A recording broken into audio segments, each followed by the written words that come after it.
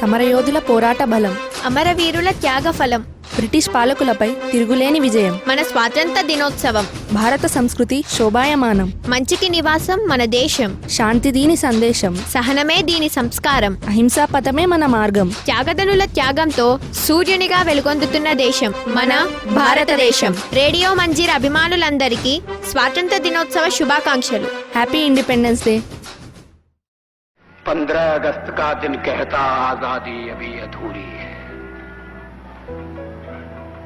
15 अगस्त का दिन कहता आजादी अभी अधूरी है, सपने सच सोना बाकी हैं, रावी की शपथ न पूरी है।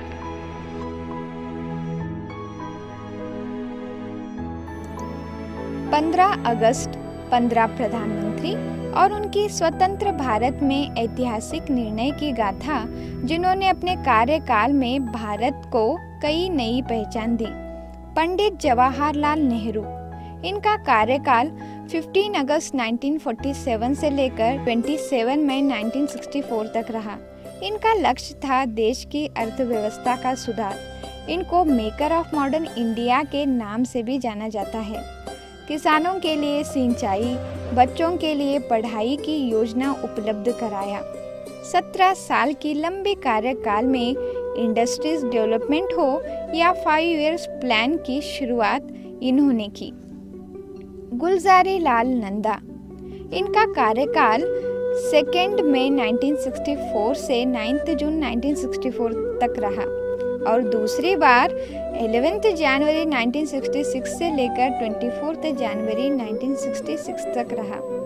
एक कार्यवाहक प्रधानमंत्री गुलज़ारी लाल नंदा जी ने, जिन्होंने भारत चाइना, भारत पाकिस्तान के युद्ध के बाद अस्थिर राजनीति को स्थिर बनाए रखा। जनता के नेता माने जाने वाले लाल बहादुर शास्त्री, जिनका जय जवान जय किसान के नारे ने जवानों किसानों दोनों में एक नई लहर पैदा की। इनकी निगरानी में Bharat green revolution, white revolution के रूप में उभरा। अंतर्राष्ट्रीय रिश्तों को संभाला व इंग्लिश लैंग्वेज को ऑफिशियल लैंग्वेज के रूप में चुना। अनाज की कमी को कम करने में बहुत महत्वपूर्ण भूमिका निभाया। शास्त्री जी का कार्यकाल 9 जून 1964 से लेकर 11 जनवरी 1966 तक रहा। पर जब बात हो भारत की फर्स्ट फीमेल प्राइम मिनिस्टर की, तो आयरन लेडी कहलाने वाली इंदिरा गांधी जी का योगदान भारत की इकोनॉमी को मजबूत कर दिया। बेरोजगारी हो या equal pay for gender, Sikkim राज्य का गठन करना हो या नेशन सिक्योरिटी को बढ़ाना, अच्छी नेतृत्व से 1971 का युद्ध जीतना हो या 14 बैंकों का राष्ट्रीयकरण करना हो, इमरजेंसी लगाना हो या फर्स्ट परमाणु परीक्षण, जिस ऑपरेशन का नाम था स्माइलिंग बुद्धा, इसका परीक्षण पोखरण में करना हो। भारत की बागडोर 15 साल 11 महीनों तक इन्होंने बखूबी संभाले रखा। पर जब बात हो नोटबंदी की, तो सबसे पहला नाम मोरारजी देसाई जी का आता है, जिनके 2 साल के कार्यकाल में उन्होंने 1000, 5000, 10,000 के नोट पर प्रतिबंध लगाया ताकि देश में भ्रष्टाचार न हो। ऐसे ही एक किसानों के चैंपियन माने जाने वाले चौधरी चरण सिंह ने पिछड़े वर्गों की प्रगति के लिए अपने कदम आगे बढ़ाए। चरण सिंह जी का कार्यकाल 28 जुलाई 1979 से लेकर 14 जून 1980 तक रहा। जहां एक और कृषि विकास हो रहा था, वही समय के पहिए ने जन्म दिया एक ऐसे प्रधानमंत्री को, जिन्होंने भारत में आईटी रेवोल्यूशन ले आया। एजुकेशन के साथ वोट व मैरिज एज में भी इन्होंने बदलाव लाया। इंपोर्टेड गुड्स पर टैक्स भी रिड्यूस किया। एजुकेशन में नवोदया प्लान को प्रोवाइड किया। ऐसे यंगेस्ट प्रधानमंत्री राजीव गांधी ने भारत को 31 अक्टूबर 1984 से लेकर 2 दिसंबर 1989 तक अपनी असीम सेवाएं दी। Vishwanath Pratap Singh, Chandrashekhar Singh, PV Narasimha Rao respectively tried, fixed quota in government for poor people, foreign investment के लिए इक्विटी मार्केट ओपन किया। 16 मई 1996 वो समय जब देश के प्रिय प्रधानमंत्री, ब्रिलियंट ऑरेटर, कवि, लेखक अटल बिहारी वाजपेयी जी ने कार्यभार संभाला और कई महान परिवर्तन लाए।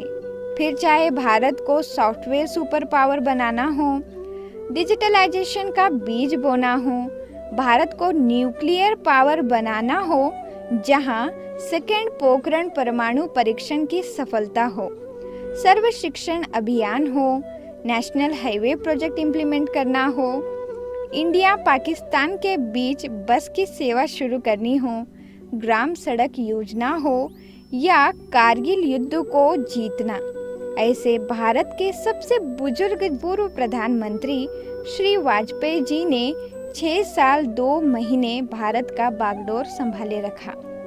ऐसे ही यकीनन भारत की छवि ग्लोबली उभर रही थी, तभी HD देवेगौड़ा, IK गुजराल जी का भी लक्ष्य अंतर्राष्ट्रीय रिश्तों को इम्प्रूव करना था। भारत के finest economist and finance minister का रूप भी देखा जब डॉक्टर मनमोहन सिंह ने 10 साल मतलब 2004 से 2014 तक प्रधानमंत्री बनकर भारत का कार्यभार संभाला, जिनके अंडर GDP ग्रोथ ऊंचाइयां छू रहा था और भारत इकोनॉमिक ग्रोथ के लिए सेकंड पोजीशन को पूरे वर्ल्ड में हासिल किया था। किसानों का कर्जा कम करना हो या नेशनल रूरल हेल्थ मिशन को लॉन्च करना या अटल बिहारी वाजपेयी जी का जो सर्व शिक्षण अभियान का जो मिशन था वो कंटिन्यू करते हुए उसमें मिड डे मील्स को इंक्लूड किया। नरेगा, RIT एक्ट पास किया। ब्राज़ील, चाइना, पाकिस्तान, अफगानिस्तान के साथ भारत के रिश्ते को इम्प्रूव किया।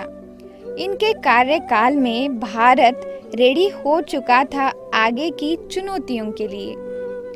अब बिगुल बजा साल 2014 की, वो समय जब मन की बात कहने वाले, भारत के राजनीति के घूट घूट को पीने वाले, भारत को योगा की देन देने वाले मेक इन इंडिया प्रोजेक्ट हो या डिजिटलाइजेशन हो, वोकल फॉर लोकल हो, GST हो या डीमोनेटाइजेशन, PM जन धन योजना हो या सर्जिकल स्ट्राइक का इतिहास, लॉकडाउन के घोषणा हो या बेटी बचाओ बेटी पढ़ाओ का मूवमेंट, भारत को स्ट्रांग, यूनाइटेड, इंडिपेंडेंट, डेवलप से भी डेवलप कंट्री का सफ़र कराने वाले PM को आज हम सभी मोदी जी के नाम से जानते हैं, जिनका काम बोलता है।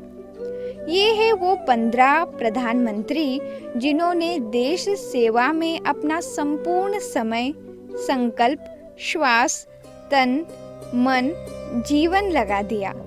आज के विशेष दिवस पर रेडियो मंजीरा की पूरी टीम की तरफ से पास्ट, प्रेजेंट और आने वाले फ्यूचर PM को आज़ादी की हार्दिक बधाइयाँ।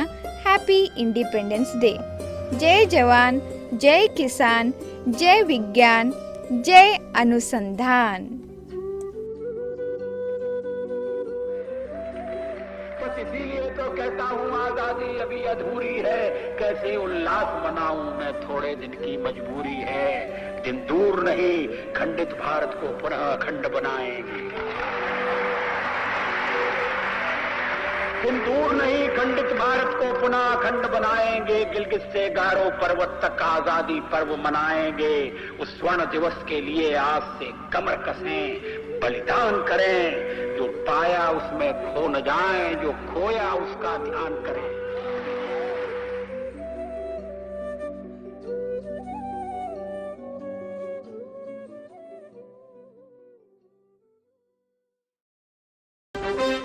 సమరయోధుల పోరాట బలం, అమరవీరుల త్యాగ ఫలం, బ్రిటిష్ పాలకులపై తిరుగులేని విజయం, మన స్వాతంత్ర దినోత్సవం, భారత సంస్కృతి శోభాయమానం, మంచికి నివాసం మన దేశం, శాంతి దీని సందేశం, సహనమే దీని సంస్కారం, అహింసా పథమే మన మార్గం. త్యాగదనుల త్యాగంతో సూర్యునిగా వెలుగొందుతున్న దేశం మన భారతదేశం. రేడియో మంజీర్ అభిమానులందరికీ స్వాతంత్ర దినోత్సవ శుభాకాంక్షలు. Happy independence day.